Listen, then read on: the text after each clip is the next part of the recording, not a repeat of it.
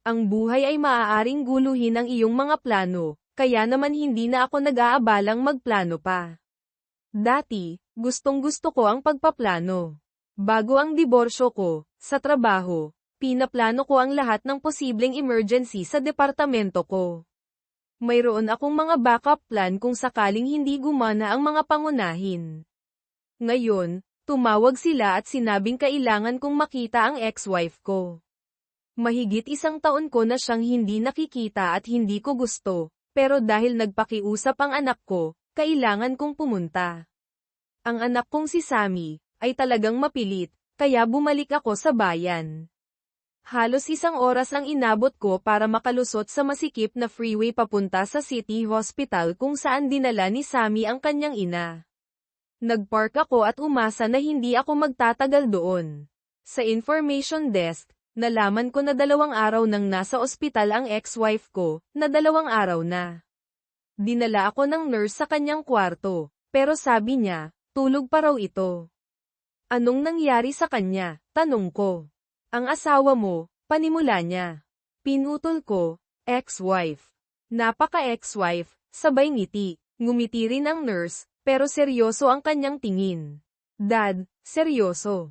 Nakikipag-flirt ka sa nurse habang nasa ospital si mom, sabi ng anak ko sa likod ko. Syempre hindi. Sammy, sabi ko. Kung nakikipag-flirt ako, seryoso, dapat nagtanong na ako. Sumulyap ako sa nurse. Bonnie, sabi niya. Oh, bagay sa'yo ang pangalan na yan, sabi ko. Itinulak ako ng anak ko sa kwarto ng kanyang ina, sinira ang masaya naming sandali. May 4 na kama ang kwarto at ito ang pinakamalungkot na lugar na napuntahan ko, sa ospital man o saan pa man. Terrible ang kwartong ito, ano, sabi niya. Nagkibit balikat ako. Dad, nandito siya dahil wala siyang health insurance. Hindi siya may dagdag ni Darren sa plan namin. Ang tanging taong makakagawa nito ay nawala ang kanyang boses. Sammy, honey, mahal kita ng higit pa sa kahit sino. Gagawin ko ang halos lahat para sa'yo, pero kailangan mong maintindihan na hiwalay na kami ng mama mo. Ginawa ko ang lahat ng sinabi ng judge, pero hindi lahat ng gusto niya. Mahinang sabi ni Sammy, tumayo kami sa tabi ng kama. Tinitingnan ang natutulog na babae. Hindi niya gusto ang diborsyo, alam mo. Mahinang sabi ni Sammy, mahal ka pa rin niya, kahit ngayon. Gusto ng mga tao sa impyerno ng ice water, sabi ko ng malamig, pero naroon sila dahil sa mga ginawa nila. Hiwalay kami ng mama mo dahil sa ginawa niya noong kasal pa kami. Alam ko ang ginawa niya, sabi ni Sammy. Naroon ako. Pero hindi ko maiwasang isipin na nababagay pa rin kayong dalawa. Mahal na mahal ka niya, Dad. Tingnan mo siya, nagkakawatak-watak na siya.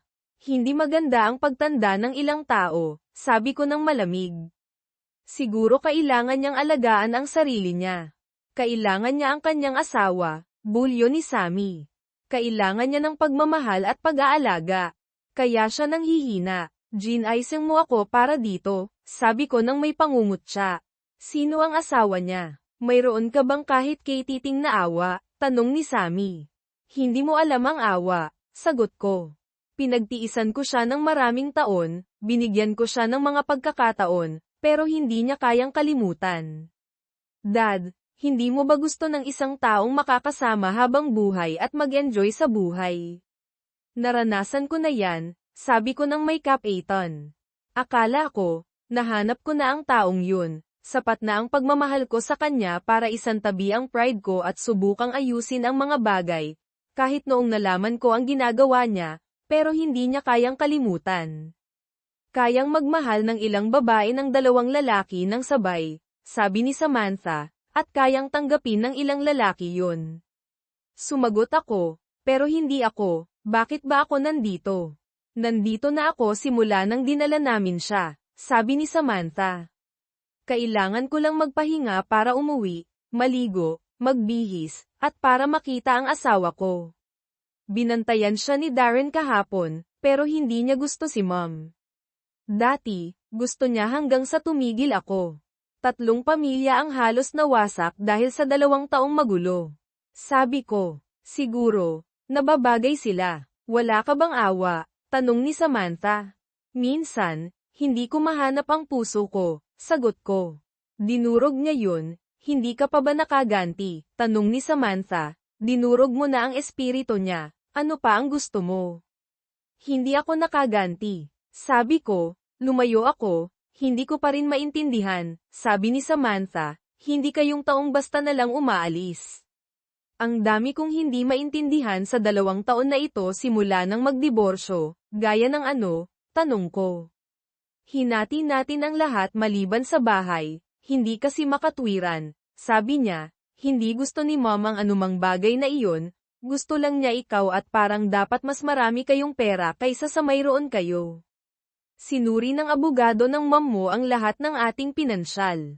Nagkibit balikat ako, kaya dad, bakit nagmamaneho ka ng customized Mustang na sinasabi ng asawa ko na nagkakahalaga ng at least $50,000 samantalang hindi man lang kayang bumili ng kotse ni Mom? Tanong niya. Siguro, mas maganda ang credit ko, sabi ko. Anyway, uupo ako dito at maglalaro sa iPad ko habang natutulog siya ng ilang oras. Papagpahingahin kita, honey. Sana, hindi siya magising. Kung magising siya, tatawagan kita agad. Ano ba ang sakit niya? Dad, na-diagnose si Mom na may malubhang sintomas ng depresyon. Umiinom pa nga siya ng gamot para doon. Sa hindi malamang dahilan, ininom niya lahat ng gamot niya ng sabay. Kailangan pa siyang ipa-stomach pump. Hindi rin siya kumakain ng maayos, at sobra siyang umiinom ng alak. Pagod at dehydrated siya. At hindi pa rin namin alam kung aksidente niyang ininom lahat ng gamot o may ginagawa siya, sabi ni Sammy. Kaya, malamang na hindi na siya madyay gising, tama, tanong ko, sabay ngiti. Tama, sabi ni Sammy, pero dad, kung magising siya, maging mabait ka sana sa kanya para sakin, okay? Okay, Sammy, sabi ko. Hinalikan ako ng anak ko sa pisngi at lumabas ng kwarto. Umupo ako sa silya sa tabi ng kama at kinuha ang iPad ko. Sinimulan kong baklatin ang librong binabasa ko, pero mabilis akong nawalan ng atensyon sa libro dahil bumalik ang isip ko sa 2 taon na ang nakalipas noong nagsimula ang lahat. Gumagawa tayo ng mga kakaibang bagay para sa ating mga anak. Noong maliit pa si Sammy, gusto niyang gumawa ng mga kakaibang halo ng candy. Mahal na mahal ko siya. Kaya kakainin ko ang anumang ginawa niya at sasabihing napakasarap. Minsan, inimbita niya kami sa hapunan. Masaya, pero hindi pa rin marunong magluto si Samantha, sobrang tuyo ng roast. Panay ang refill ni Darren sa inumin ko, siguro alam niyang hindi masarap ang roast. Buti na lang, hindi ako umiinom ng madalas, kundi lasing na sana ako. Masaya na nakasama ko ang pamilya. Nakasama ko ang anak ni Samantha, si John, na pinangalan sakin. Napakagiliw niya at hindi siya nagkakamali sa paningin ko. Ang pinakasulit ay noong sinabi ni Sam at Darren na buntis ulit siya. Darren, anong ginagawa mo sa anak ko? Biro ko. Pinag-uusapan namin ang mga karaniwang paksa kapag nagdadalang tao ang ating mga anak. Gusto namin ang pangalang Elizabeth kung babae. Bilang pagpupugay sa nanay ni Darren. Iminungkahi ko ang Peter kung lalaki, bilang pagpupugay sa tatay ni Darren, na nagustuhan niya. Pagkatapos, nagbago ang lahat. May apo ka nang ang pinangalan sa'yo, sabi ni Erica. Hayaan mo namang iba ang pumili ngayon. Anong nasa isip mo? Tukso ko. Hulaan ko, Erica para sa babae. Eric para sa lalaki. Sa totoo lang, naiisip ko ang Randall, sabi niya. Tatawagin natin siyang Randy. Maganda ang Randall James Dillon. Biglang nagbago ang mood. Tiningnan ako ni Samantha. Hindi ako sigurado tungkol dyan, sabi niya. Mas gusto ko ang mungkahi ni Dad, hindi ba, Darren? Hindi pa ako tinitingnan ni Darren, nakangiti pa rin siya, iniisip na matutuwa ang kanyang tatay kung may apo siyang pinangalan sa kanya. Tumango lang siya. Inabot ni Erica ang kamay ko, pero mariin ko itong inilayo. Hindi napansin ni Samantha ang reaksyon ko. Anong masasabi mo, Dad? Tanong niya ng malamig. Sumagot ako, sa tingin ko, ang pagpapangalan sa kanya ay kasing laking pagkakamali ng ginawa ng nanay mo. Nakakita ka na ba ng isa sa mga eksenang iyon sa mga pelikula o sa TV kung saan lahat ay nasa isang party na nagkakasiyahan? May mga taong sumasayaw, tumutugtog ang musika, may mga taong kumakain at umiinom at nagtatawanan saan man. Pagkatapos, may ginagawa ang isang tao na talagang katangahan at biglang humihinto ang lahat at lahat ng ulo ay lumilingon sa kanila. Karaniwan, tumitigil ang musika, at nakaririnig ka ng tunog na parang sumasabit ang karayom sa isang lumang record sa parehong oras. Well, ganoong klaseng sandali iyon. Sa tila isang oras ngunit marahil ay hindi hihigit sa ilang segundo, walang nagsalita. Pagkatapos, binasag ni Darren ang katahimikan sa isang diplomatikong paraan. Tiningnan niya ang kanyang relo at sinabi, "Wow, kailangan ko na talagang matulog. May maaga akong meeting bukas. Salamat sa magandang gabi, Darren," sabi ko. "Mahal kita, Sammy." Pagkatapos, tumayo ako at naglakad papunta sa pinto. Habang binubuksan ko ang pinto, tinawag ako ni Samantha. "Dad, anong problema sa'yo?" tanong niya. "May nakakalimutan ka ba? Halika rito at yakapin ako, Sammy," sabi ko. "Kailangan ko nang umalis dito. Hindi ako makahinga." Ang tinutukoy ko ay si Mom, nakangising sabi niya. "Akala ko ba hindi ka umiinom? Darren, ano ba ang ipinupuno mo sa baso ng tatay ko buong gabi?" "Pepsi ito, sweetheart," sabi ko, bagaman, sa ngayon, kailangan ko ng alak. "Anong problema sa'yo?" tanong ni John. Lumapit sa akin si Erica. Inabot niya ako ulit at sa pagkakataong ito ay lumayo ako sa kanya nang napakalinaw na nakita ng lahat. "Pag-uusapan natin ito pag-uwi natin, honey," sabi niya. "Wala tayong gagawin," sagot ko. "Babalik ako sa bahay ko. Wala akong ideya kung ano ang ginagawa mo o kung saan ka pupunta, pero hindi kasama ako." "Sandali lang," sabi ni Samantha. "Galit ka kay Mom dahil hindi niya gusto ang pangalang naisip mo." Nanlaki ang mga mata ni Erica at bigla niyang nalaman na alam ko. "Hindi, honey," sabi ko, "hindi ako galit o nagagalit, sa wakas ay nagkamalay na ako." May mga pagkakataon na may ginagawa ang mga taong nagmamahal sa'yo na nakakasakit sa'yo at hinahayaan mo na lang. May mga pagkakataon na nagdurusa ka ng tahimik dahil iniisip mo na kung malampasan mo lang ang maliit na bagay na ito, makakapagpatuloy ka at magiging mas mabuti ang mga bagay sa huli, pero may mangyayari na magpapalam sa'yo na nagdusa ka at gumawa ka ng mga konsesyon para sa wala. Minsan, may mga bagay na hindi kayang kalimutan. Lahat ng tao sa kwarto ay nakatingin sa akin maliban kay Erica, alam na niya ang sinasabi ko. "Dad, wala kang sense," sabi ni Samantha. "Sammy, gusto ng nanay mo na pangalanan mo ang apo ko sa lalaking mahal niya sa nakalipas na 15 taon, ang lalaking nakarelasyon niya. Nalaman niya ilang araw na ang nakalipas na kamakailan lang siyang namatay. Sinusubukan niyang panatilihing buhay ang kanyang alaala sa apo ko." Parehong tiningnan ni na Samantha at Darren si Erica, na bumagsak sa sahig at tahimik na humihikbi. "Sobrang sorry ako, John," sabi niya. Tapos na ng higit sa 5 taon. Sinusubukan kong maging pinakamahusay na asawa na posible sa'yo." "Bakit natapos, Erica?" tanong ko. "Dahil sobra akong nagkasala," sabi niya. "Alam kong mali ang ginagawa ko, kaya tinapos ko ito. Hindi ba natin ito mapag-uusapan muna?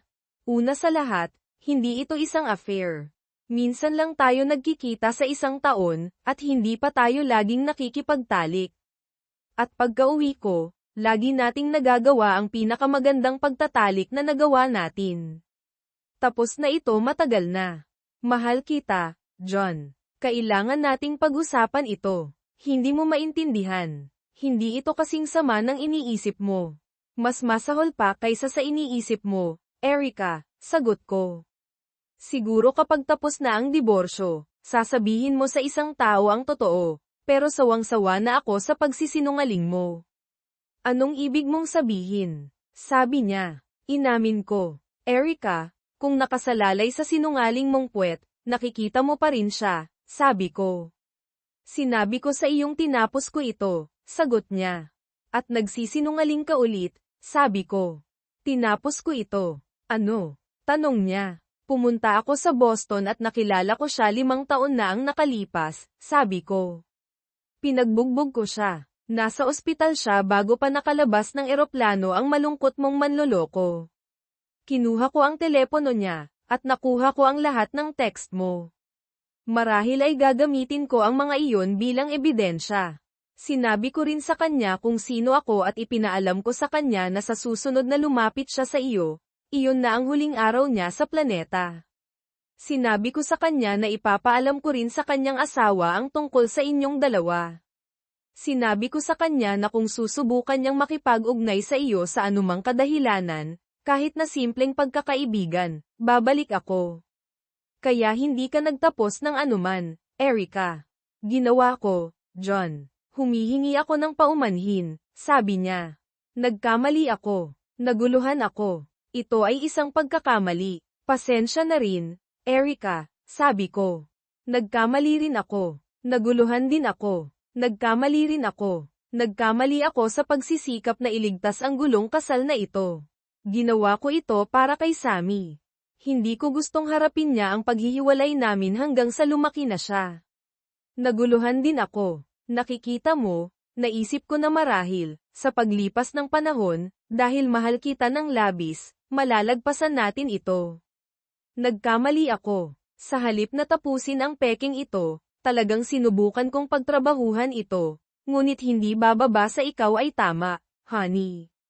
May tinapos ka. Mula sa unang segundo na binanggit mo ang kanyang pangalan ngayong gabi, tinapos mo ang aming kasal. Lumabas ako ng bahay, sumakay sa kotse, at nagmaneho palayo. Gumugol ako ng mahabang panahon ng gabing iyon na nagmamaneho lang. Ang dagandong ng makina ng aking Mustang at ang kilig ng pagpabilis sa dilim ng gabing maliwanag ang buwan ay nag-alis ng ilan sa aking sakit. Pinatay ko ang aking telepono upang hindi ako maabala. Hindi ako gaanong nagagalit tulad ng tila. Alam ko ang tungkol sa kanyang ginawa sa loob ng mahigit 5 taon, at sa buong panahong iyon, naghahanda ako para sa diborsyo sa higit sa isang paraan. Si Erica ay marahil ay mas nagulat sa gabing ito kaysa sa akin, una dahil wala siyang ideya na alam ko ang tungkol sa kanyang relasyon, at pangalawa dahil natuklasan lamang niya ng gabing iyon kung bakit ito natapos. Lumipad siya sa Boston para sa isang kumperensya, ang parehong isa na pinupuntahan niya taon-taon. Nag-book siya ng isang silid sa hotel na lagi niyang tinutuluyan. Ang kumperensya ay isang araw na seminar na lagi niyang sinasabi sa akin na 2 araw. Pagkatapos ng kumperensya, nakipaghapunan siya kay Randall. Umupo sila roon sa restaurant na nag-uusap sa isa't isa hanggang sa magsara ang restaurant. Binanggit pa niya ako ng ilang beses. Pagkatapos, nang magsara ang restaurant, nagpalitan sila ng isang napakagandang halik, at bumalik siya sa kanyang silid. Si Randall ay lumabas sa parking lot at sa kanyang kotse upang magmaneho pa uwi. Pagdating ni Randy sa kanyang kotse, nakaupo ako sa hood. Uy, akin iyan, sabi niya. Pasensya na, sabi ko. Mali para sa mga tao na abalahin ang mga bagay na hindi pag-aari sa kanila, hindi ba, Randy? Lubos akong sumasang-ayon, sabi niya. Huwag nating pag-usapan ang tungkol sa mga hubcap, Randy. Pag-usapan natin ang tungkol kay Mary, ang iyong asawa, na sa ngayon ay naghihintay sa iyo sa iyong bahay sa Sycamore Street.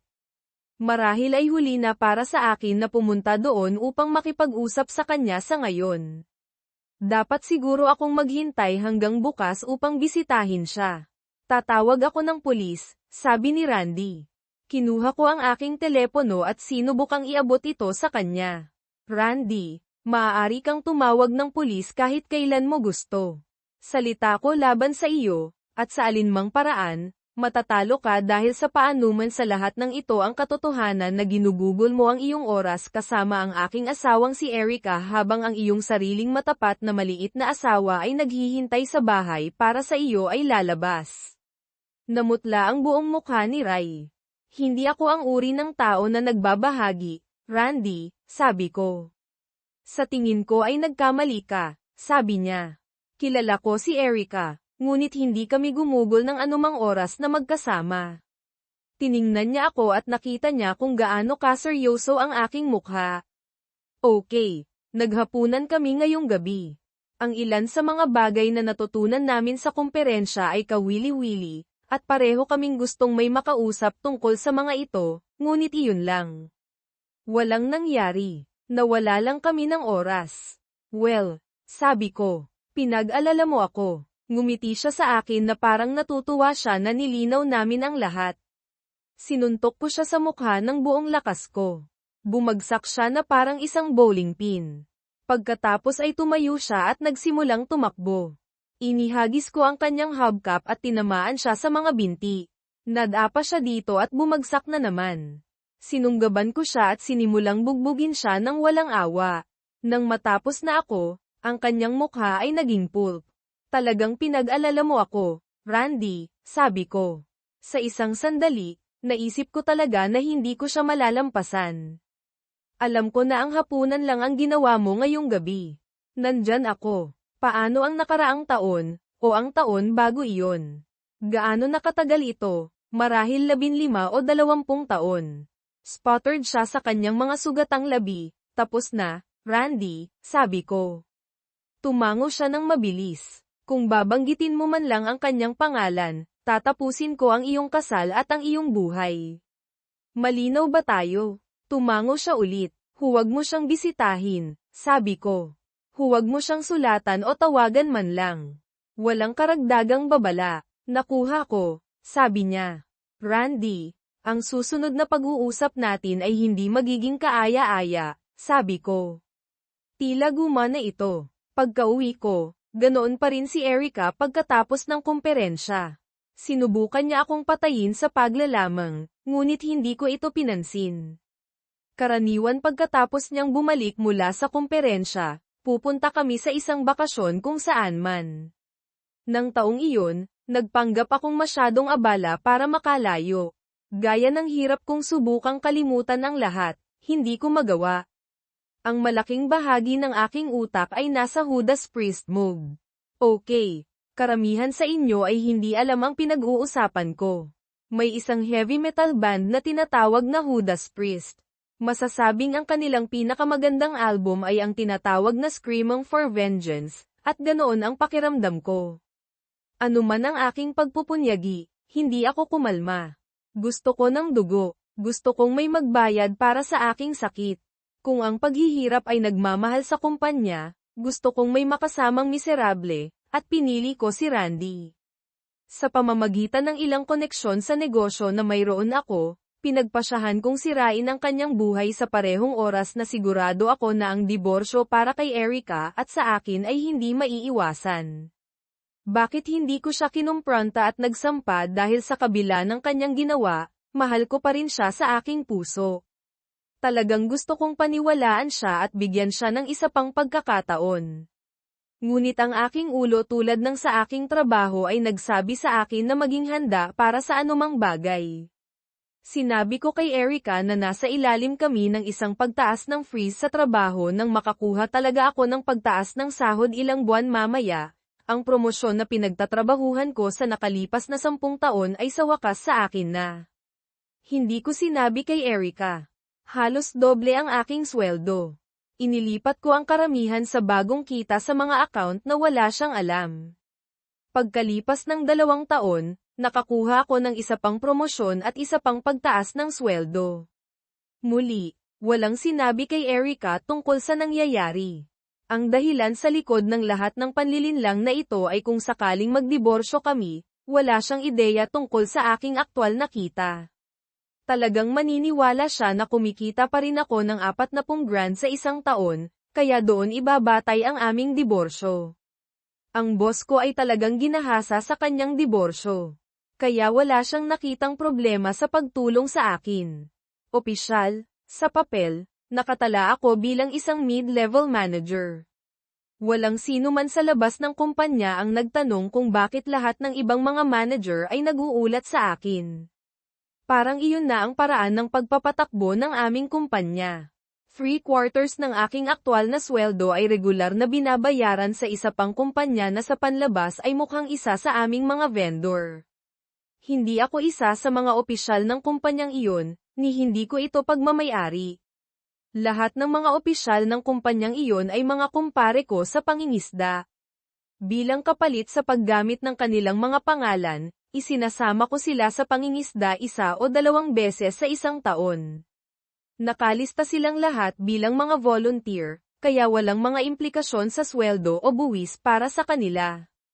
Ang pera mula sa kumpanyang iyon ay direktang napupunta sa aking offshore account, kaya walang paraan upang masubaybayan ito pagkatapos noon.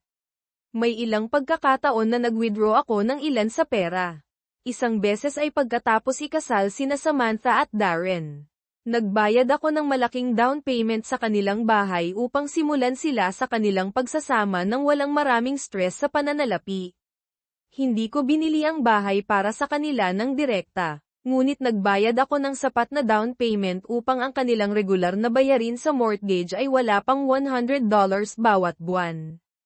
Ang isa pang pagkakataon ay para bilhan sina Sam at Darren ng pangalawang kotse dahil pareho silang nagtatrabaho at hindi nasa parehong bahagi ng bayan ang kanilang mga trabaho.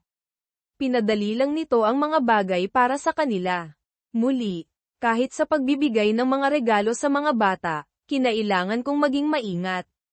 Ang paraan na pinamamahalaan kong ibigay sa kanila ang kanilang bahay at ang pangalawang kotse ay talagang gumana sa aking pabor at pinahintulutan akong bigyan si Erica ng mas kaunting pera. Ang pera para sa kanilang bahay ay sinasabing nagmula sa pagkuha ko nito mula sa aking retirement package. Nangangahulugan iyon na sa kaso ng diborsyo, wala akong halos anumang bagay sa aking retirement account para makuha ni Erica ang kanyang sakim at mandarambong na mga kamay.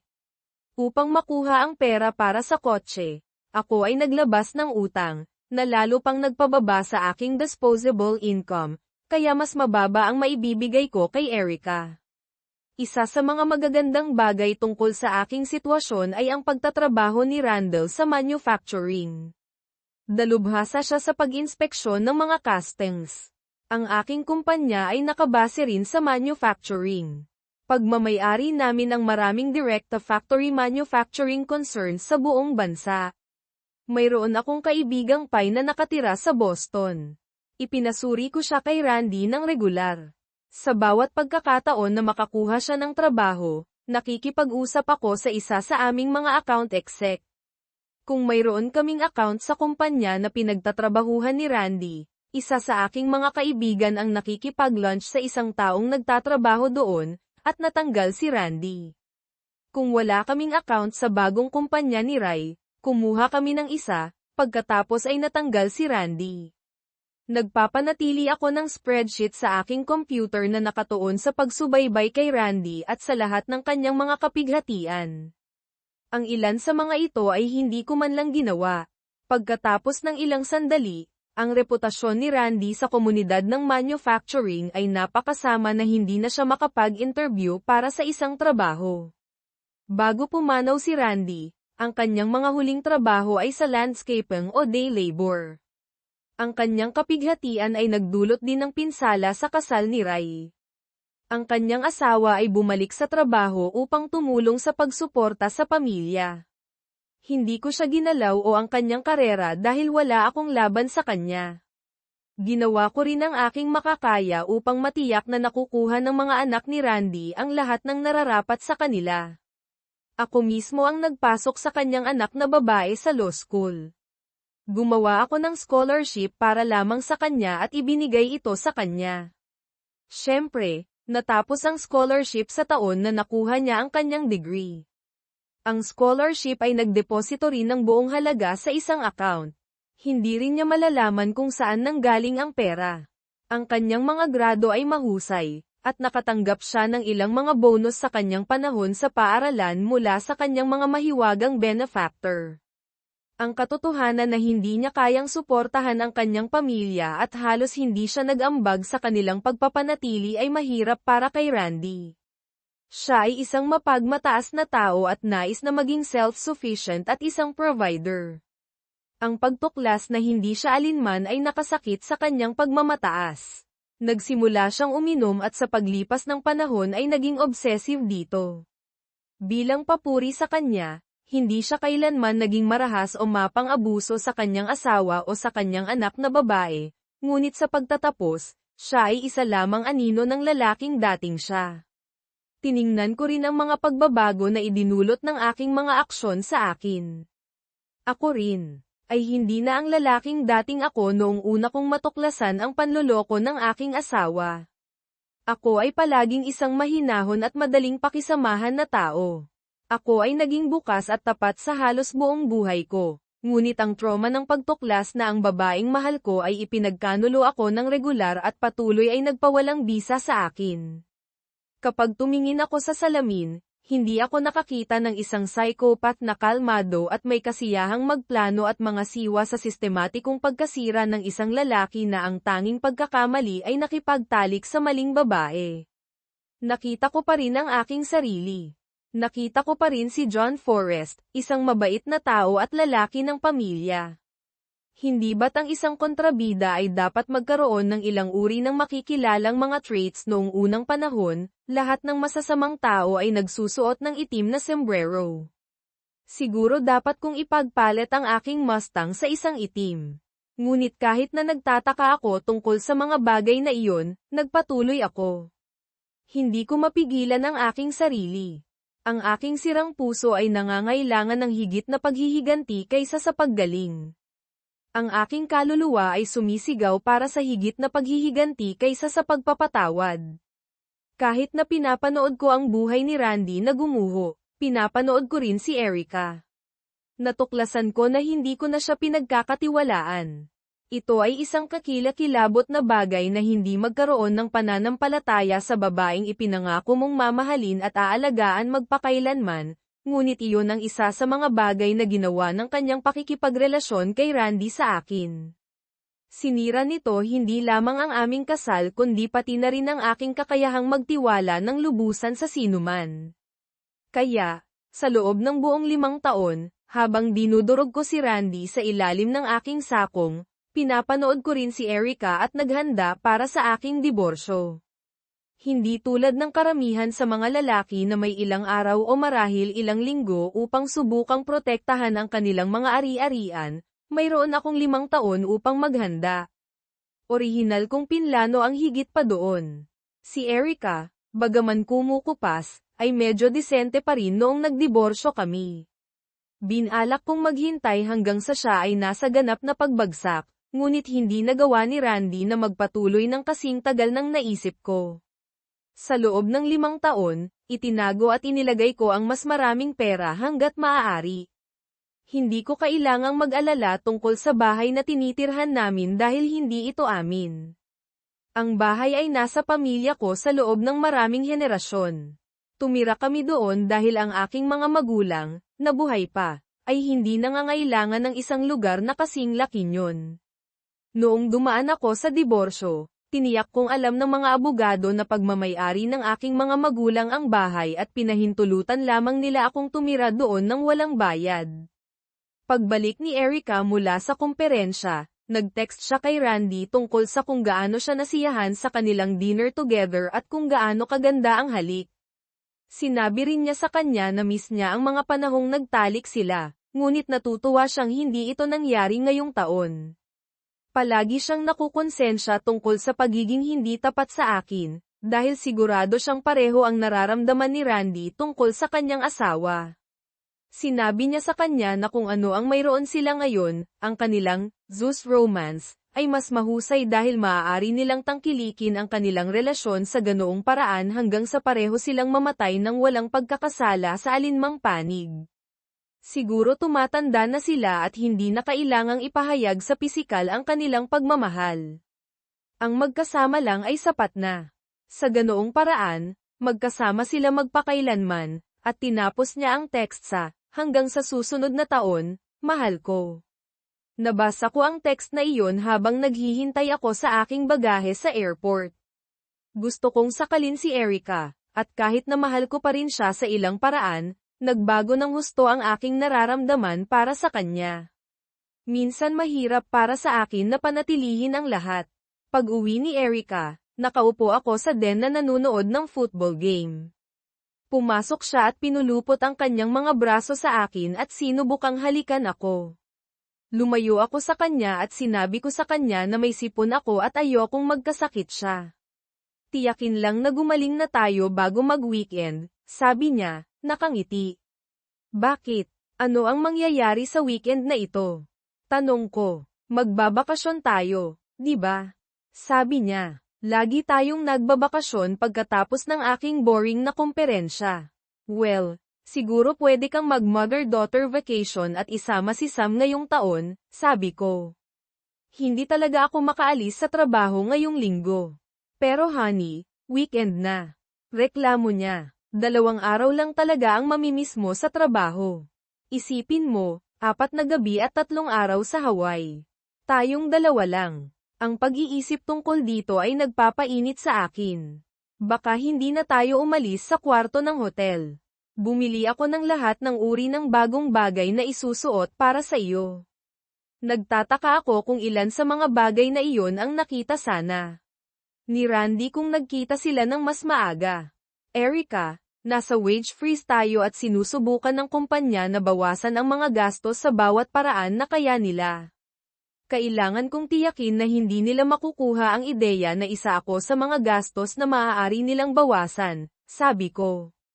Naiintindihan ko, honey, sabi niya. Tatawagan ko si Sam. Gusto kong nasa kwarto ka 10 minuto pagkatapos kong umakyat.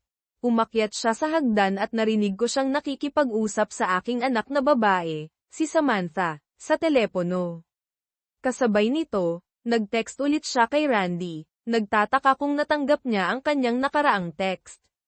Nakakadiri lang sa akin. Nang hindi ako pumunta sa kama, hinanap niya ako. Sumisid ako sa sofa at nagpanggap na natutulog. Sa loob ng ilang linggo, tinanggap ko ang mga bagay. Ito ay isang malaking adjustment. Naging mas mahusay akong artista kaysa sa naisip kong kaya ko. Nagtalik pa rin kami ng higit pa o mas kaunti gaya ng dati. Hindi ko alam kung nasiyahan ba si Erica, ngunit siguradong nasiyahan ako. Hindi ko na kailangang mag-concentrate sa pagpapasaya sa kanya dahil wala akong pakialam kung magkakaroon siya ng orgasm o hindi. Kailangan kong tingnan ang mga bagay mula sa ibang pananaw. Sa halip na isipin si Erica bilang asawa ko na mahal ko, tiningnan ko lang siya bilang babaeng nakakatulog ko. Ang aming pagtatalik ay hilaw at hindi gaanong mapagmahal, ngunit sa parehong oras ito ay mas adventurous. Si Erica ay palaging medyo vanilla pagdating sa pagtatalik. Sa panahon ng guilt period, pagkatapos ng komperensya, nang kailangan niyang tiyakin sa akin na siya ay akin, bihira siyang tumanggi sa akin ng anuman. Nagsimula akong makipagtalik sa kanya tulad nyon.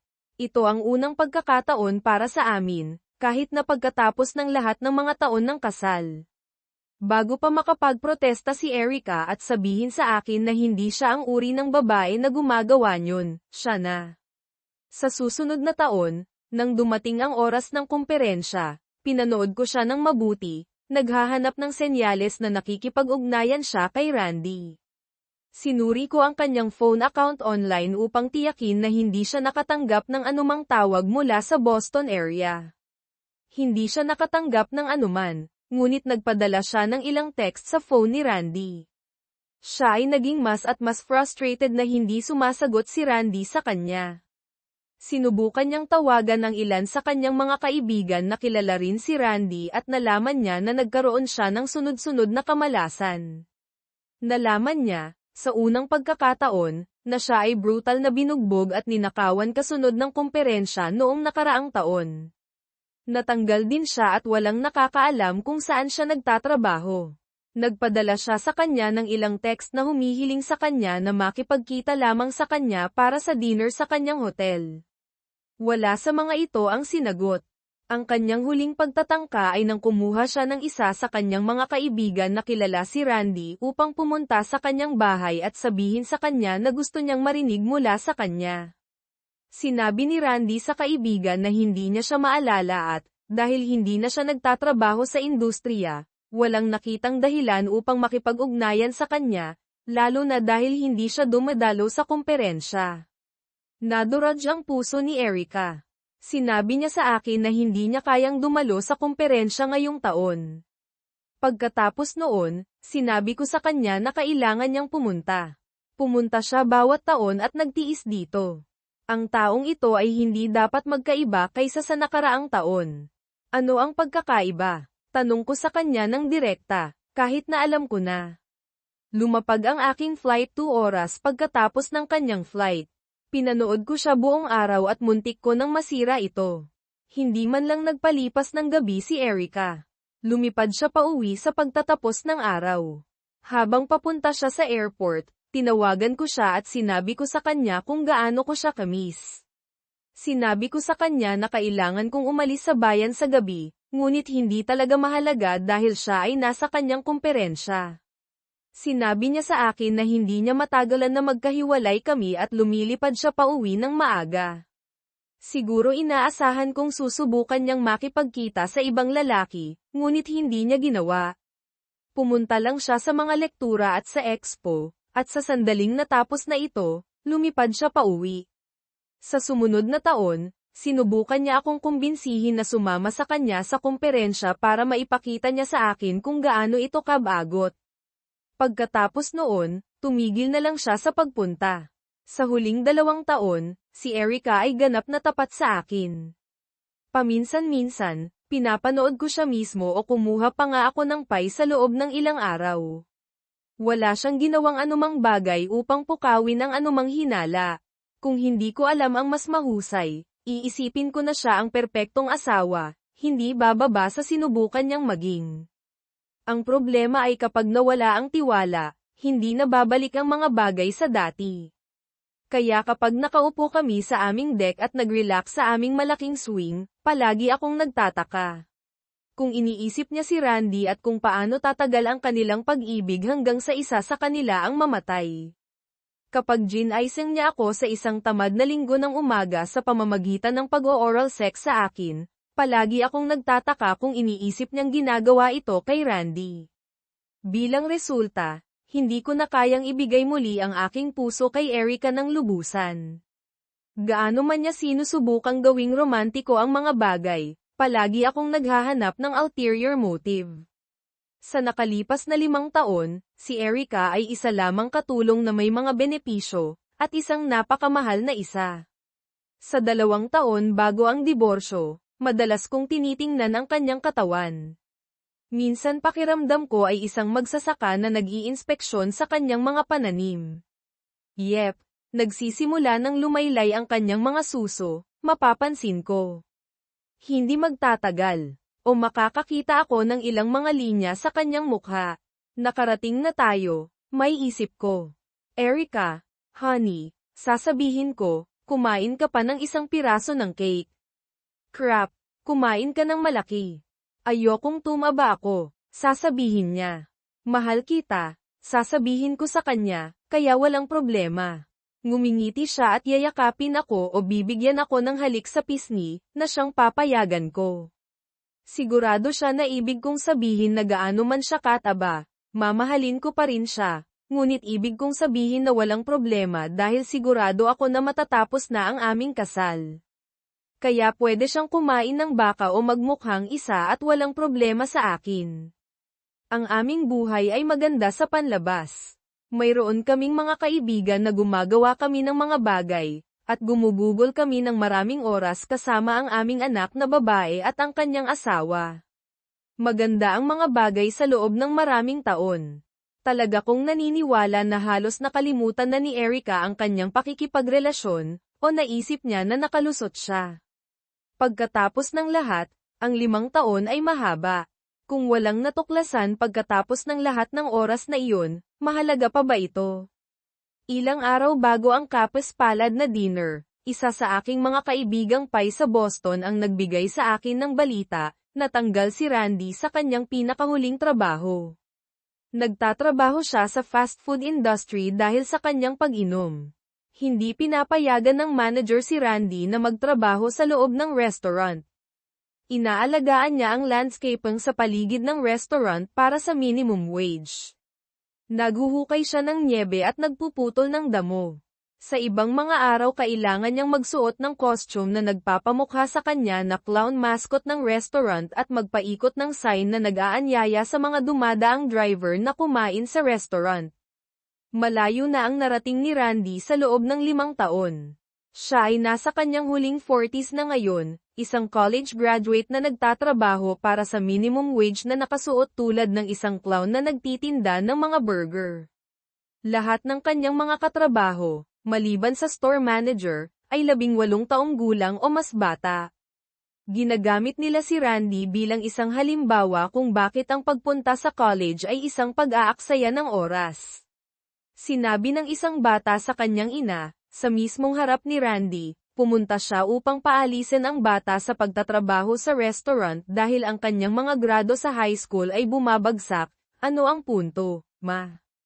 Tanong niya sa kanya. Kahit na ako ay magtapos at ikaw at si Pop ay gumastos ng daan-daang libong dolyar sa akin sa pagpunta sa college, tulad ng malamang na ginawa ng mga magulang ni Randy noong nakaraang siglo, paano natin malalaman na hindi ako babalik dito sa costume ng clown? Crap, ma. Mas maganda ako sa kanya ngayon at hindi pa ako nakakapag-college. Hindi bababa sa nagtatrabaho ako sa loob ng restaurant at mas malaki ang kinikita ko kaysa sa minimum wage. Kung mag-college ako, baka mas kaunti pa ang kikitain ko. Tulad ng sinabi ko dati, si Randy ay dating mapagmataas na tao. Ang marinig ang sermon ng bata tungkol sa estado ng kanyang buhay ay lalo pang nagtulak kay Randy sa depresyon. Si Randy ay labis na naguguluhan kaya hindi siya nagbigay pansin kung saan niya ibinabato ang kanyang sign. Sinasabi ng ilan sa mga nagmamasid na sinasadya niya ito. Ang iba ay nanumpa na ito ay isang kakaibang aksidente. Itinapon ni Randy ang sign sa ere at bumagsak ito sa isang customer, na nagulat sa kanya at nagpatamba sa kanyang bag ng pagkain sa kanyang mga kamay. Nagsimula siyang sumigaw kay Randy, at nagwala siya. Nang dumating ang mga pulis, sinisipa pa rin niya ang isa sa kanyang mga hamburger sa kalye na para bang ito ay isang street hockey puck at tinatawag siya ng mga pangalan. Natanggal si Randy sa lugar. Nakuha niya ang kanyang huling tseke at ginamit ito upang bilhan ang kanyang sarili ng isang bote at isang lubid. Umuwi siya at, bago siya nagsimulang uminom, ginamit niya ang kanyang college degree sa huling pagkakataon. Ang kanyang degree ay sa manufacturing technology. Ginawa niya ang pinakamahusay na nos na kaya niya at umakyat sa gilid ng isang upuan at nagsimulang uminom na may nos sa kanyang leeg. Habang umiinom siya, naisip niya ang lahat ng mga kagalakan at pagkakamali sa kanyang buhay. Naisip niya ang kanyang karera at ang pababang spiral nito. Naisip niya ang kanyang anak na babae at kung paano siya hindi na nirerespeto. Naisip niya ang kanyang asawa at kung paano sila dating isang mag-asawa na kinaiinggitan ng lahat ng kanilang kilala. Ngayon ay bahagya na siyang pinahihintulutan, at natutulog sila sa magkahiwalay na mga kwarto.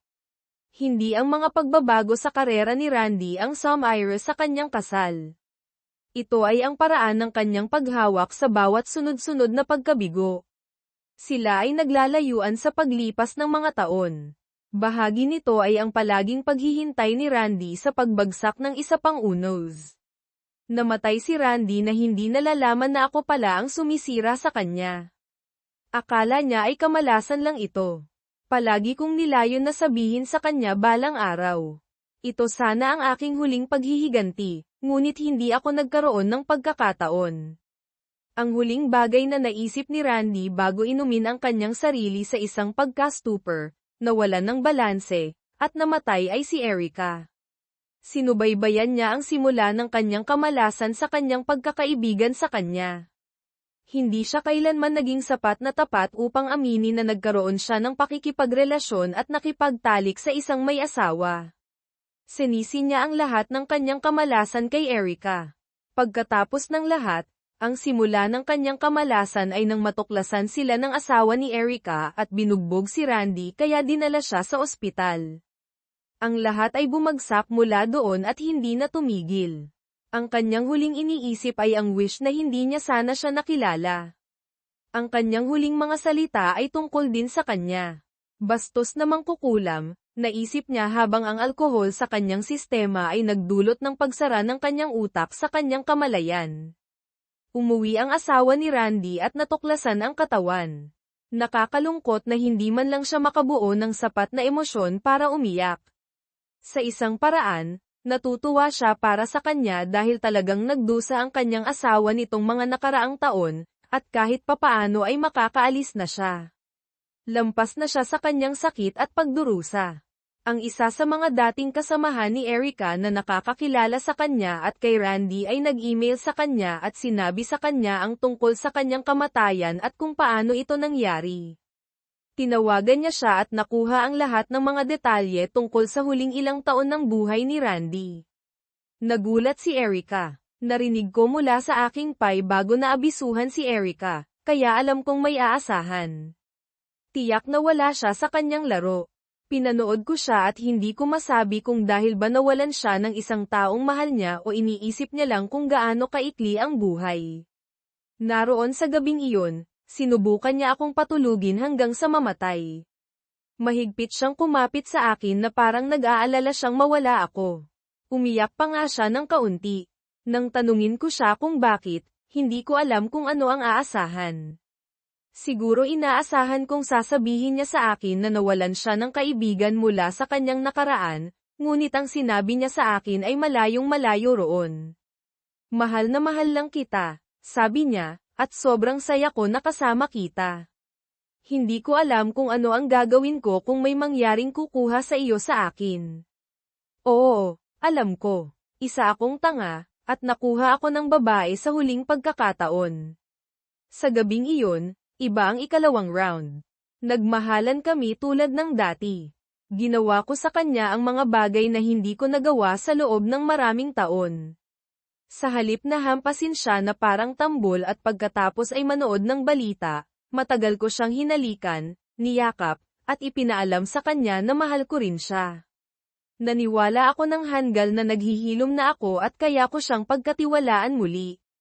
Para bang sa loob ng nakaraang 5 taon, sa wakas ay nagkaroon ng langib sa aking sugatang puso.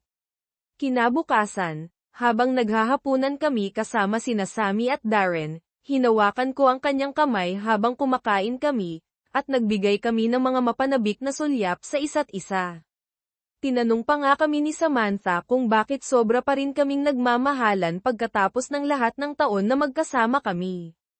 Pagkatapos ay kinailangan ni Erica na buksan ang kanyang malaking bibig at sirain ang lahat sa pamamagitan ng pagsubok na hikayatin si Samantha na ay panggalan ang aking apo kay Randy. Hindi na muling naging pareho ang mga bagay. Gumugol ako ng mga taon sa paghahanda para sa sandali kung kailan mangyayari ang lahat ng ito, at alam ko noon kung bakit ang lahat ng ginawa ko kay Randy, ay hindi kailanman naging sapat. Hindi naman sa hindi ako nakagawa ng sapat kay Randy. Ang ginawa ko kay Randy sa loob ng mga taon ay katumbas ng pagbubuhos ng isang buong clip sa kanya at pagkatapos ay muling pag-reload ng clip at pag-ubos nito sa kanya muli. Ang problema ay hindi si Randy lamang ang responsable sa aking sakit. Sa katunayan, siya ang naging mas maliit sa dalawang kasamaan.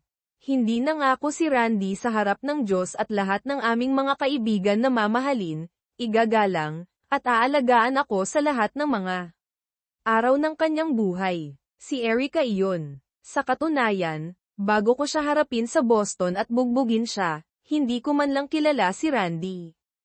Ang ginawa ko sa nakalipas na 5 taon ay masama. Nakakahiya ito, at higit sa lahat, ito ay duwag. Para bang isa akong normal na laki ng estudyante sa high school at isa sa malalaking lalaki sa football team ang tumulak sa akin. Kaya, para maghiganti, tumakbo ako sa buong campus at binugbog ko ang isa sa mga nerds sa chess team. Karamihan sa aking paghihiganti ay hindi tama ang target. Bagaman karapat-dapat si Randy sa kaunti nito, mas karapat-dapat si Erica. Sa mga araw pagkatapos ng hapunan, sinubukan ni Erica na umuwi ngunit ibinigay ko sa kanya ang lahat ng kanyang damit at personal na gamit na ipinagbalot ko para sa kanya. Noong unang gabi, Tinawagan niya ako at ayaw kong makipag-usap sa kanya maliban sa sabihin sa kanya na sa palagay ko ang darating na Sabado ay isang magandang araw para sa kanya upang pumunta sa bahay at kunin ang anumang mga kasangkapan o kagamitan na sa tingin niya ay karapat-dapat siya. Iminungkahi ko na dalhin niya ang aming anak na babae at manugang. Ang isa sa kanila ay maaaring tumawag sa akin upang patunayan na ang mga bagay na kinuha niya ay hindi labag sa aking mga kagustuhan. Sinabi ko sa kanya na mag-aayos ako na mawala sa buong araw ng Sabado at babalik ako sa Sabado ng gabi kapag tinawagan niya ako at sinabi sa akin na tapos na siya. Hindi ito eksaktong nangyari. Nang pumasok ako sa aking driveway noong Sabado ng gabi at pumasok sa bahay, naroon pa rin si Erica. Naroon din si Samantha, at gusto nilang umupo kami at mag-usap. John, mahal kita, sabi niya. Mahal kita ng buong puso ko. Hinding-hindi ko gagawin ang anumang bagay upang saktan ka ng sadya. Pasensya na. Sobrang pasensya na ako kaysa sa paniniwalaan mo. Oh, naniniwala akong sobra kang nagsisisi, sabi ko. Siguro isa ka sa pinakamasamang dahilan para sa isang asawa na nakita ko. Hindi ba natin ito mapag-uusapan? Tanong niya. Halos 30 taon na tayong magkasama. Hindi natin itatapon ang lahat ng iyon dahil sa isang bagay na nangyari at natapos na matagal na ang nakalipas. John, bakit hindi mo ako hinarap tungkol dito nang malaman mo?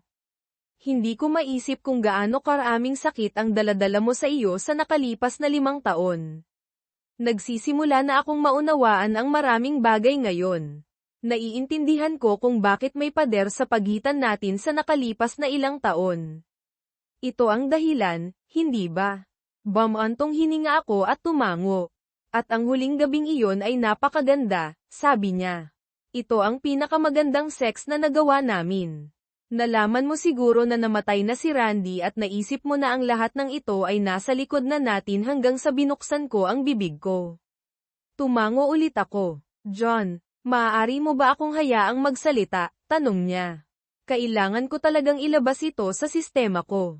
Alam ko na mali ang ginawa ko, ngunit tapos na ito sa loob ng maraming taon. At oo, alam ko na tinapos mo ito, at mayroon akong ilang mga katanungan na gusto kong sagutin mo kapag tapos na ako, okay?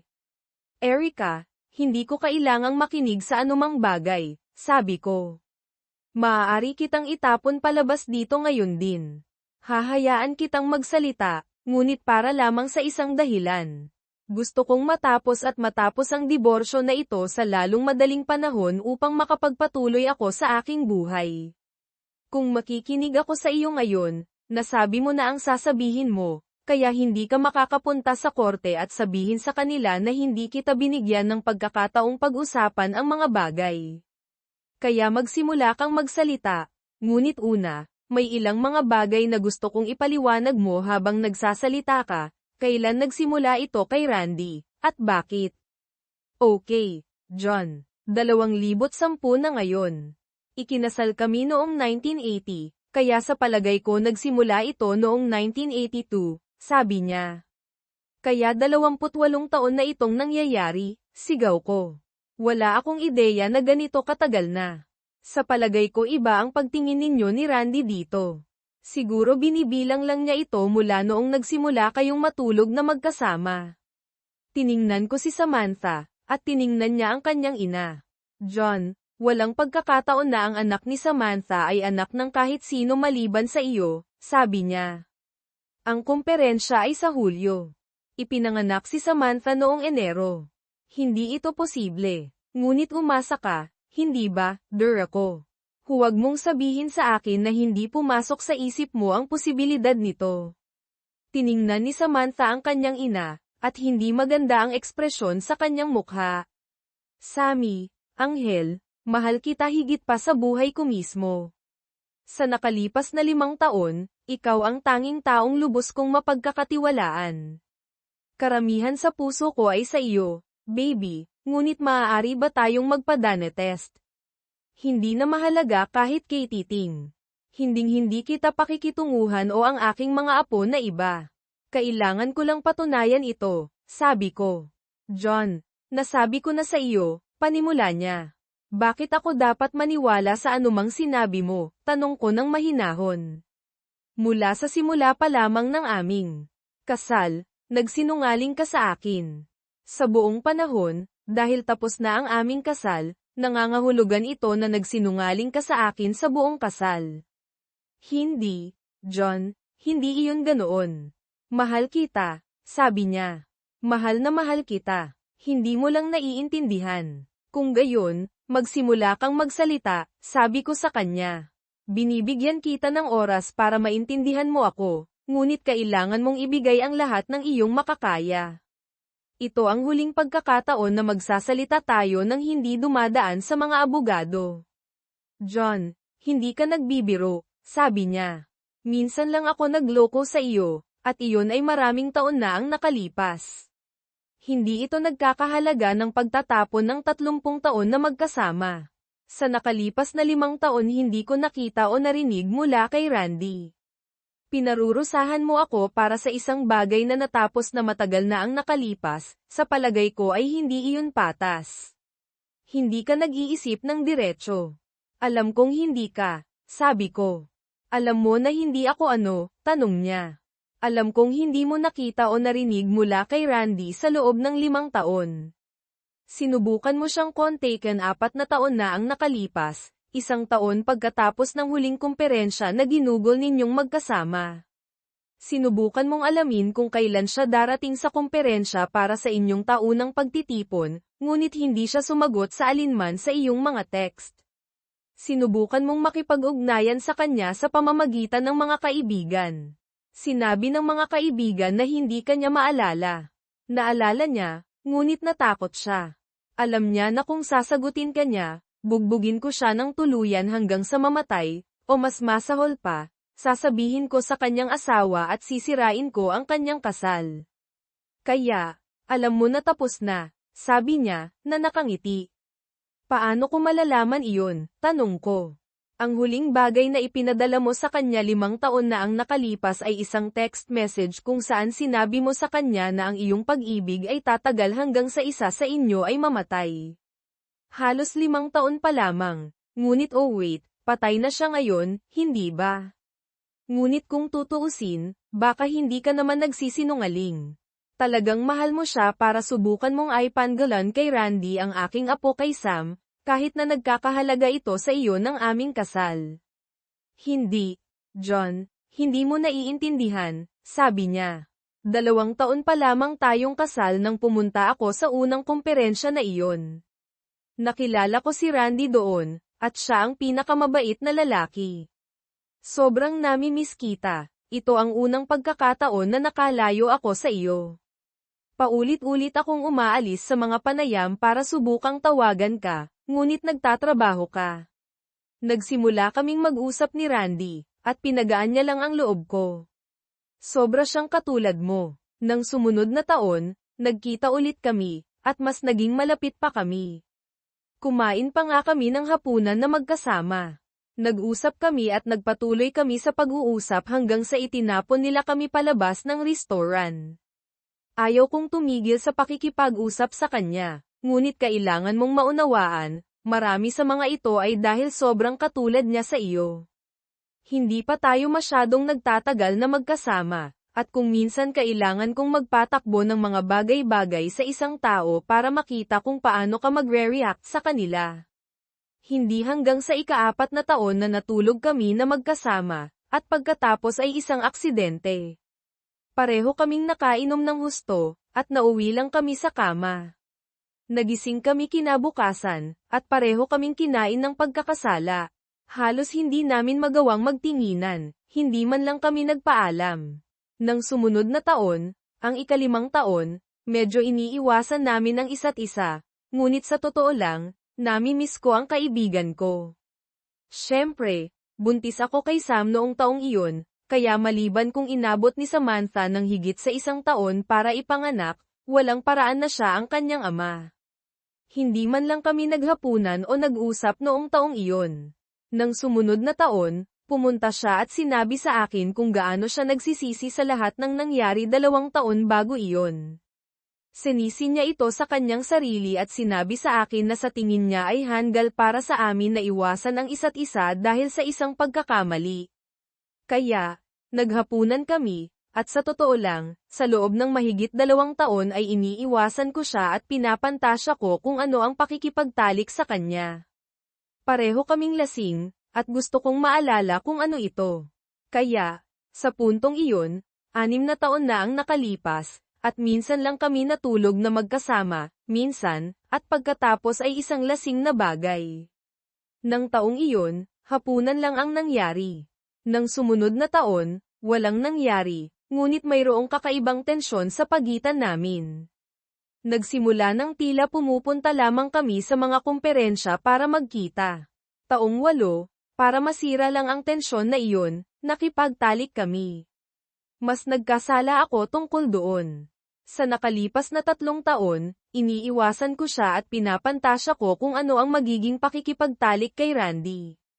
Nakakakilabot ito. Mas masahol pa ito kaysa nakakakilabot, at nakakabagot ito. Alam mo na ang sex ay hindi talaga tungkol sa laki. Ngunit ang kagamitan ni Rai ay hindi talaga katumbas ng sa iyo sa mga tuntunin ng dimensyon. At mas masahol pa doon, sa palagay ko si Randy ay kasama na ang kanyang asawa sa loob ng napakatagal na panahon, at alam niya mismo ang mga bagay na gusto niya. Gayunpaman, hindi sila ang parehong mga bagay na gusto ko. Napagtanto ko noon na nakagawa ako ng isang malaking pagkakamali. Nang sumunod na taon, iniwasan ko ulit si Randy. Hindi ko ibig sabihin na hindi ako nakipaghapunan sa kanya o hindi nakipagtalik sa kanya, hindi ko man lang siya kinausap. Karaniwang nagtatago ako. Nagpunta ako sa kanya malapit sa dulo at nagpanggap na nakasalubong ko lang siya pagkatapos ko siyang hanapin ng matagal. Nagtanong ako sa kanya ng maraming tanong tungkol sa kanyang asawa at pagkatapos ay umalis ako.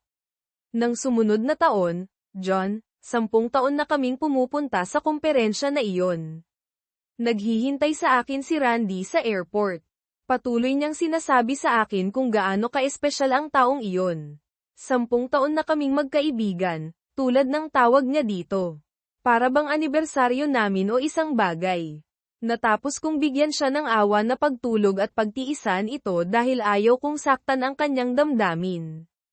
Talagang mabait siyang tao. Oo, sabi ko, sobrang bait kaya mas mahalaga ang pakikipagtalik sa kanya kaysa sa sarili mong kasal. John, kailangan mong maunawaan, talagang katulad niya kayo, at ayaw kong saktan ang kanyang damdamin. Dagdag pa, 1 beses lang itong nangyayari sa 1 taon. Walang kakaiba o kakaiba tungkol dito, parang sex ng matatanda na walang pagmamahalan. Hindi ko pa siya binibigyan ng BJ, at nasa isang lugar pa lamang siya, kung alam mo ang ibig kong sabihin. Erica, hindi mo rin naiintindihan ito. Sabi ko. Nagsimula tayong mag-eksperimento pagkatapos kong malaman ang tungkol sa iyo. Isipin mo, hinahayaan kitang bigyan ako ng mga BJ, ngunit hindi na kita ginagawa pa. Hindi ko isinusubo ang bibig ko kahit saan naroon si Rai, at nagsimula akong makipagtalik sa iyo dahil gusto kong magkaroon ng isang bagay na hindi pa nagkaroon si Randy. Ngunit dahil din sa isang paraan gusto kitang saktan at ipagawa sa iyo ang isang bagay na ayaw mong gawin. Hanggang ilang gabi ang nakalipas, ang oras na sinabi mo lamang ay ang pinakamagandang sex na nagawa namin, hindi rin tayo nagmahalan. Walang pagmamahalan, dahil sa bahagi ko, nakikipagtalik lang ako sa iyo na parang isang hoe. Naroon ka lang, at ikaw ay magagamit. Bahagyang nalungkot ang kanyang mukha pagkatapos. Kaya, sa loob ng ilang susunod na taon, nakaligtas lang ako. Alam ko na bawat taon ay inaasahan ko na makakasama ko si Randy sa komperensya.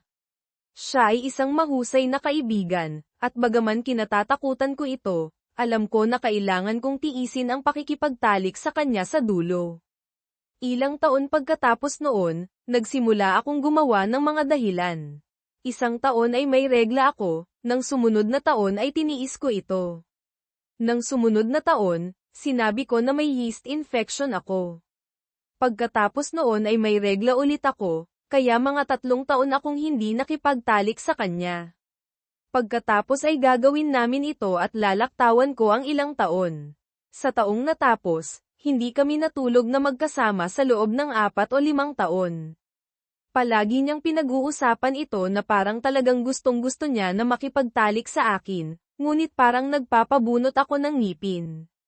Ngunit siya ang kaibigan ko. Gusto niyang marinig kung gaano ako nagmamalasakit sa kanya. Madalas naming sinasabi sa isa't isa na mahal namin ang isa't isa. Hindi ko talaga naramdaman o ibig sabihin ang alinman doon, ayaw ko lang saktan siya. Kaya, pinili mong saktan ako sa halip, pag-alit kong sabi. John, paano ka nasaktan? Tanong niya. Mahigit 20 taon na itong nangyayari. Sa parehong 20 taon, malamang na nakipagtalik tayo ng literal na mahigit 2,000 beses, at nagustuhan ko ang lahat ng iyon. Sa kabuuan, nakipagtalik ako kay Randy siguro 8 beses sa pinakamataas, at kinasusuklaman ko ang bawat oras na naaalala ko pa. Kung naging kaso na inuna ko si Randy kaysa sa iyo, maiintindihan ko ito, ngunit hindi ito nangyari. Kung naging kaso na binigyan kita ng sloppy seconds o gumawa ng isang bagay para mapahiya ka, maiintindihan ko ito, ngunit hindi ito nangyari. Sobrang mahal kita para doon. Ito ay isang beses sa isang taon na nangyari sa napakalayong lugar kung saan nakatira kami na walang sino man na nakakakilala sa amin ang malapit, kaya walang paraan na napahiya ka sa pamamagitan nito. At kahit na ang taon na binugbog mo si Randy at tinapos ito, nagtatapos na ito sa sarili nitong. Dahil alam mo ang tungkol sa aking mga text sa kanya, malamang na alam mo rin na nag-usap kami sa hapunan tungkol sa kung gaano kabuti ang mga bagay, na hindi kami nakikipagtalik, nag-e-enjoy lamang sa kumpanya ng isa't isa. Matatapos na rin sana ang relasyon na iyon sa sarili nitong sa lalong madaling panahon. Hindi na ako makikipagtalik sa kanya. Iyon ang ibig kong sabihin sa, mas maganda kami nang walang pagkakasala. Sinusubukan ko lang siyang biguin ng madali. Naisip ko na ang relasyon ay natural na maghihiwalay nang hindi ko kailangang saktan ang kanyang damdamin. John, kailangan mong maniwala sa akin, mahal kita. Ikaw lamang ang mahal ko.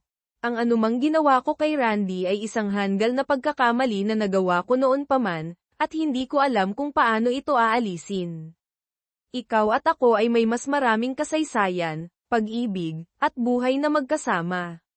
Mangyaring huwag itapon ang lahat ng iyon. Sumandal ako at tiningnan ko siya, sinusubukang ay proseso ang lahat ng sinabi niya. Kumukulo pa rin ang galit sa loob ko, ngunit nakikita ko ang sakit at katapatan sa kanyang mga mata. Ito ang babaeng minahal ko sa loob ng mga dekada, ang ina ng aking anak, ang aking kapareha sa buhay. Ngunit sobrang lalim ng pagtataksil. Naiintindihan ko, Erica, sabi ko ng dahan-dahan. Naiintindihan ko na nakagawa ka ng pagkakamali at pinagsisisihan mo ito. Ngunit ang katotohanan ay pinagtaksilan mo ako. Pinagtaksalan mo tayo. Sa bawat oras na nakipagkita ka sa kanya, sa bawat oras na sinabi mong mahal mo siya, may kinuha ka sa atin. Sinira mo ang aking tiwala, ang aking pananampalataya sa iyo, sa aming kasal. At bagaman nakikita ko na nagsisisi ka, at marahil ay nauunawaan ko pa nga kung bakit mo ginawa ang ginawa mo, sa palagay ko hindi ko ito malalampasan. Bumuhos ang luha sa kanyang mukha habang nakikinig siya. John, mangyaring, bulong niya. Gagawin ko ang anumang bagay para itama ito, ang anumang bagay. Bigyan mo lang kami ng isa pang pagkakataon. Maaari kaming pumunta sa pagpapayo, maaari naming pagtrabahuhan ito. Mangyaring huwag tapusin ang aming kasal dahil sa isang bagay na tapos na matagal na. Umiling ako. Hindi lang ang affair, Erica. Ito ang mga kasinungalingan, ang panlilinlang. Sa loob ng 28 taon, itinago mo ito sa akin. Sa loob ng 28 taon, hinayaan mo akong maniwala na ang aming kasal ay isang bagay na hindi ito. Inalis mo ang aking kakayahan na gumawa ng isang kaalamang desisyon tungkol sa aking sariling buhay, tungkol sa kung gusto ko bang manatili sa isang taong kayang gawin iyon sa akin. Inagaw mo sa akin ang pagpipiliang iyon. Humikbi siya ng hindi mapigilan, at inalo siya ni Samantha. Tay, please, sabi ni Samantha. Nagkamali si nanay, pero sinusubukan niyang itama ang mga ito. Hindi mo ba pwedeng subukang ayusin ito, para sa akin, para sa mga apo mo? Tiningnan ko ang aking anak, ang sakit sa kanyang mga mata ay sumasalamin sa akin. Sammy, mahal kita. Mahal kita higit sa kahit ano pa. Pero hindi ito isang bagay na basta-basta ko na lang mapapatawad at makakalimutan. Matagal na itong kumakain sa akin, at hindi ko na kayang mamuhay ng ganito. Hindi ko kayang magpanggap na okay ang lahat kung hindi naman. Sinubukan muling magsalita ni Erica, pero itinaas ko ang aking kamay. Tama na, Erica. Ayoko nang marinig pa. Nasabi mo na ang gusto mong sabihin. Oras na para ako naman ang umusad. Magpa-file ako ng diborsyo. Kunin mo na ang gusto mo sa bahay, pero kailangan kong umalis ka dito sa pagtatapos ng linggo. Tay, please, pakiusap ni Samantha. Huwag mo itong gawin. Paumanhin, Sammy, sabi ko, nababasag ang boses ko, pero ito ay isang bagay na kailangan kong gawin para sa sarili ko. Hindi ko na kayang mamuhay sa pagtataksil na ito. Bumagsak si Erica sa isang silya, nanginginig ang kanyang katawan sa paghikbi. Lumuhad si Samantha sa tabi niya, sinusubukang aliwin siya. Tumayo ako at lumabas ng bahay, ang bigat ng mga taon ng pagtataksil at sakit ay bumabagsak sa akin. Habang nagmamaneho ako paalis, naisip ko ang lahat ng taon na ginugol namin ng magkasama, lahat ng mga alaalang ginawa namin. Masakit isipin na lahat ng ito ay nadungisan ng relasyon ni Erica, ng kanyang mga kasinungalingan. Pero alam kong ang pananatili sa kanya ay magpapahaba lamang sa sakit. Kailangan kong humanap ng paraan upang maghilom, upang umusad sa aking buhay. Ginugol ko ang mga sumunod na araw sa pag-aayos ng aking mga gawain. Nag-file ako ng diborsyo at gumawa ng mga kaayusan para umalis si Erica sa bahay. Sinubukan akong kausapin ni Samantha ng ilang beses, pero hindi ko kayang pag-usapan pa ito. Ang desisyon ay ginawa na, at kailangan kong mag-focus sa hinaharap. Ang araw na umalis si Erica ay mapait. Kinuha lamang niya ang kanyang kailangan, iniwan ang marami sa mga bagay na naipon namin sa paglipas ng mga taon. Habang papalabas siya ng pinto sa huling pagkakataon, lumingon siya sa akin. Ang kanyang mga mata ay puno ng lungkot. John, humihingi ako ng tawad, sabi niya, halos pabulong ang boses. Alam ko, Erica, sabi ko, pero hindi sapat ang tawad. Paulem. Sa gayon, umalis siya, at ako ay nag-iisa sa bahay na dating puno ng pag-ibig at tawanan. Alam kong ang daan sa hinaharap ay magiging mahirap, pero alam ko rin na kailangan kong humanap ng paraan upang muling itayo ang aking buhay, upang makahanap ng kapayapaan at kaligayahan muli. Sa mga sumunod na buwan, nag-focus ako sa aking sarili. Ibinuhos ko ang aking sarili sa aking trabaho, gumugol ng oras sa mga kaibigan, at nagsimula ring makipag-date muli. Hindi ito madali, pero dahan-dahan akong nagsimulang maghilom. Napagtanto ko na bagamat ang pagtataksil ni Erica ay naging mapaminsala, hindi nito ako tinukoy. Ako ay mas malakas kaysa rito at maaaring makahanap ng kaligayahan muli. Si Samantha ay kalaunan ay nakatanggap sa diborsyo. Mahal pa rin niya ang kanyang ina, pero naiintindihan niya kung bakit hindi ako maaaring manatili. Ang aming relasyon ay lumakas habang sinusuportahan namin ang isa't isa sa mahihirap na panahon. Sa huli, nakahanap ako ng kapayapaan sa pag-alam na ginawa ko ang pinakamabuti para sa akin. Binawi ko ang aking buhay at ang aking kaligayahan, at bagamat ang mga peklat ng pagtataksil ni Erica ay palaging naroon, hindi na nila ako kinokontrol. Ako ay malayang umusad at bumuo ng bagong kinabukasan, isang puno ng pag-asa at posibilidad. 5 taon na ang lumipas mula noong araw na iyon nang tuluyan akong lumayo kay Erica. Ginugol ko ang mga taon na iyon sa muling pagtatayo ng aking buhay, pero ang sakit at pagtataksil ay umalingaw pa rin sa aking isipan, lalo na pagkatapos ng nakakagulat na paghahayag na si Samantha ay hindi ko tunay na anak. Ang katotohanan ay lumabas sa isang mainit na pagtatalo kay Erica tungkol sa kasunduan sa diborsyo. Si Erica, sa isang sandali ng desperasyon, ay nasabi na si Samantha ay anak ni Randy. Kinumpirma ito ng paternity test. Ito ay mapaminsala. Ang babaeng minahal ko at pinalaki bilang aking sarili ay hindi sa akin sa biolohikal. Ang pagtataksil ay mas malalim pa, at ito ang huling patak. Si Samantha, sa kabila ng lahat, ay nanindigan sa kanyang ina. Hindi niya maintindihan kung bakit ako masyadong nagpupumilit na umusad.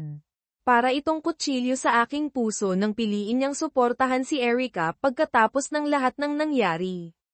Sa huli, nagpa siya akong alisin si Samantha sa aking testamento. Hindi ito isang desisyon na ginawa ko ng basta-basta, pero naramdaman kong kailangan kong kontrolin ang aking buhay at ang aking pamana.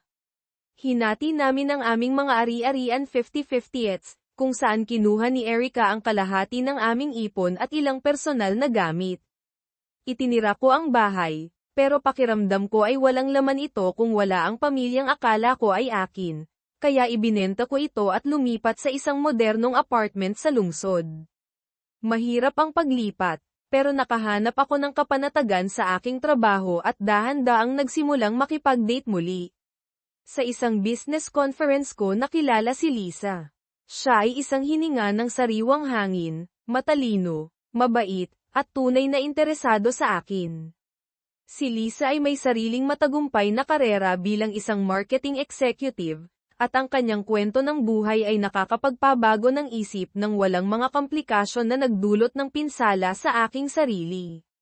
Siya ay ikinasal na minsan, ngunit ang kanyang asawa ay pumanaw sa isang trahedyang aksidente. Sa kabila ng kanyang pagkawala, nanatili siyang optimistiko at puno ng buhay. Nagsimula kaming mag-date, at sa unang pagkakataon sa loob ng maraming taon, naramdaman kong buhay ako muli. Si Lisa ay may paraan ng pagpapalimot sa akin sa nakaraan at pagtutuon ng pansin sa kasalukuyan. Ang kanyang presensya sa aking buhay ay parang gamot na nagpapagaling, dahan-daang ginagamot ang mga sugat na iniwan ng pagtataksil ni Erica. Habang nakakahanap ako ng kaligayahan muli, ang buhay ni Erica ay lumala pagkatapos ng diborsyo. Lumipat siya sa isang maliit na apartment at sinubukang maghanap ng trabaho, pero ang kanyang depresyon at pagkakasala ay kumonsumo sa kanya. Nagsimula siyang uminom ng labis, at mabilis na lumala ang kanyang kalusugan. Ang bigat ng kanyang mga aksyon at ang pagkawala ng kanyang pamilya ay nagdulot ng matinding pinsala sa kanya. Ang mga pagtatangka ni Erica na makipag-ugnayan muli kay Samantha ay nakatagpo ng limitadong tagumpay. Si Samantha, bagamat sumusuporta sa kanyang ina, ay hindi lubos na maintindihan ang lalim ng mga aksyon ng kanyang ina. Ang tensyon sa pagitan nila ay lumago, at si Erica ay lalong nakaramdam ng paghihiwalay. Sinubukan niyang maghanap ng kapanatagan sa alkohol, pero itinulak lamang siya nito pababa sa spiral. Sa huli, nawalan ng trabaho si Erica at napunta sa welfare. Ang kanyang dating masiglang anyo ay naglaho habang nilalabanan niya ang kanyang mga demonyo ng mag-isa. Narinig ko mula sa mga mutual friends na ilang beses siyang na-hospital dahil sa alcohol poisoning at matinding depresyon. Nakakasakit marinig, pero hindi ko kayang makipag-ugnayan. Ang babaeng dating mahal ko ay sumira ng labis sa aking buhay, at kailangan kong protektahan ang aking bagong tuklas na kaligayahan. Si Samantha, sa kabila ng kanyang mga pagsisikap na tumulong, ay hindi mailigtas ang kanyang ina mula sa kanyang sarili. Mayroon siyang sariling pamilya na aalagaan, at ang bigat ng pagbaba ng kanyang ina ay bumabagabag sa kanya. Ang pagkakagulo sa pagitan namin ay nanatili, pero nakahanap ako ng kapayapaan sa pag-alam na ginawa ko ang pinakamabuti para sa akin. Nagpakasal kami ni Lisa noong nakaraang taon. Ang aming kasal ay maliit at intimate, dinaluhan ng malalapit na kaibigan at pamilya. Ito ay isang araw na puno ng pag-ibig at pag-asa para sa hinaharap. Ang presensya ni Lisa sa aking buhay ay isang palaging mapagkukunan ng lakas at kagalakan. Bumuo kami ng bagong buhay ng magkasama, isang malaya sa mga anino ng nakaraan. Sa paglingon, natanto ko na ang mga taon ng sakit at pagtataksil ay isang kinakailangang paglalakbay upang dalhin ako sa puntong ito. Natutunan ko na ang pagpapatawad ay hindi palaging tungkol sa ibang tao, ito ay tungkol sa pagpapalaya sa iyong sarili mula sa mga kadena ng nakaraan. Bagamat hindi ko lubos na mapapatawad si Erica o makakalimutan ang kanyang ginawa, nakahanap ako ng paraan upang umusad at yakapin ang kaligayahang karapat-dapat sa akin.